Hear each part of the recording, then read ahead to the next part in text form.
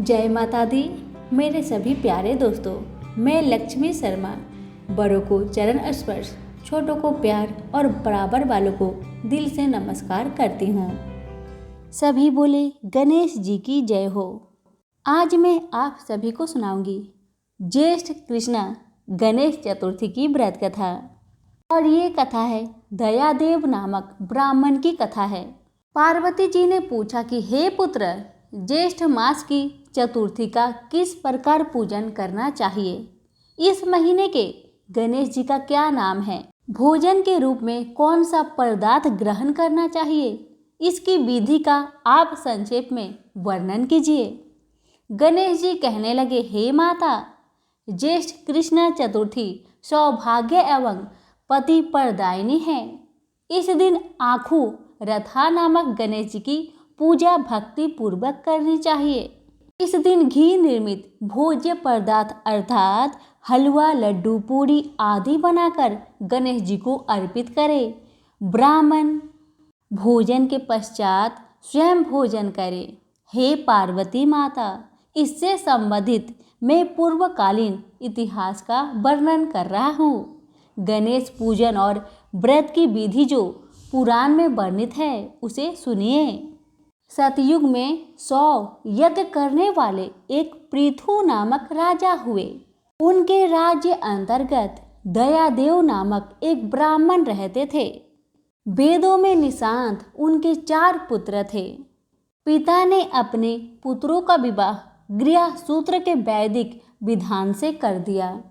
उन चारों बहुओं में बड़ी बहू अपनी सास से कहने लगी, हे सासू जी, मैं बचपन से ही संकटनाशक गणेश चतुर्थी का व्रत करती आई हूँ।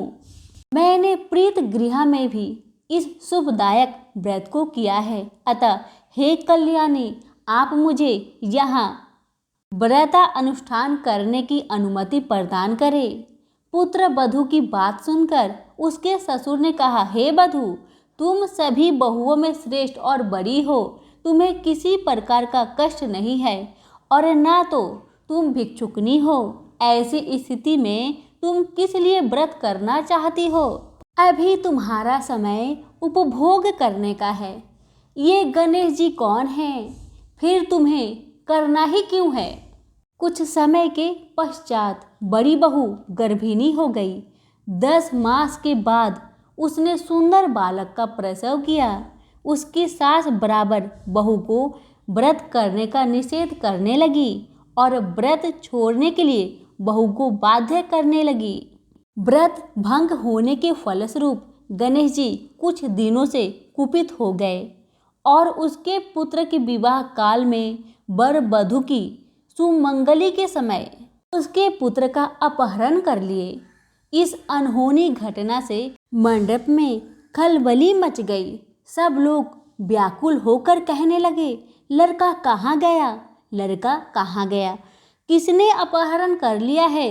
बारातियों द्वारा ऐसा समाचार पाकर उसकी माता अपने ससुर दयादेव से रो रो कर कहने लगी, हे ससुर जी, आपने मेरे गणेश चतुर्थी व्रत को छुड़वा दिया है, जिसके परिणाम स्वरूप ही मेरा पुत्र विलुप्त हो गया है।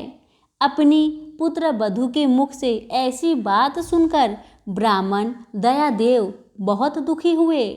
साथ ही पुत्र वधू भी दुखित हुई। पति के लिए दुखित पुत्र वधू प्रति मास संकटनाशक गणेश चतुर्थी का व्रत करने लगी।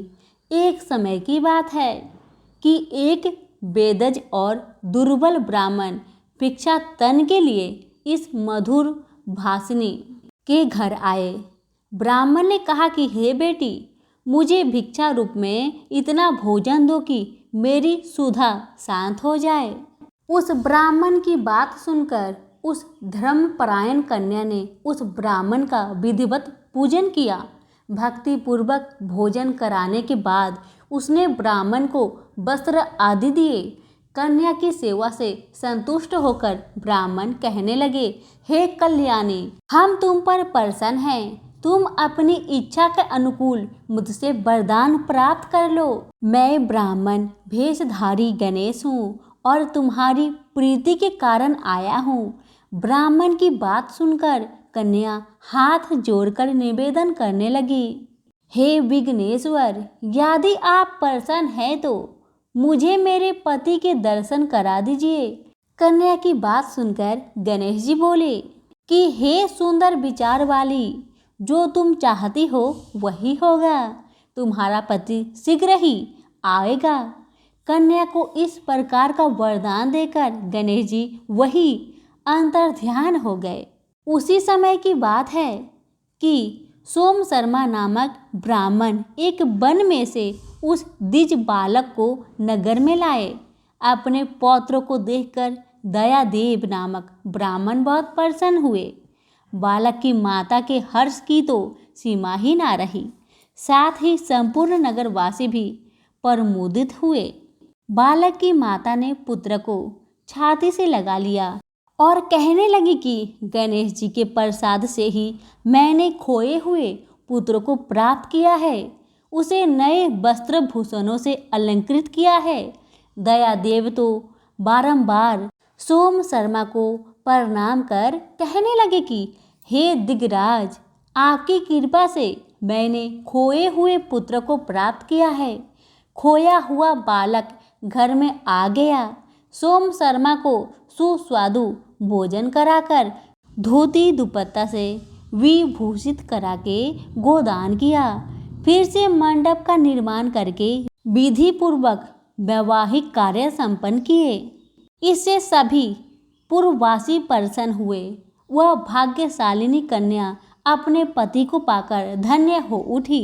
ज्येष्ठ मास के कृष्णा पक्ष की चतुर्थी मनुष्य के मनोरथ को पूर्ण करती है।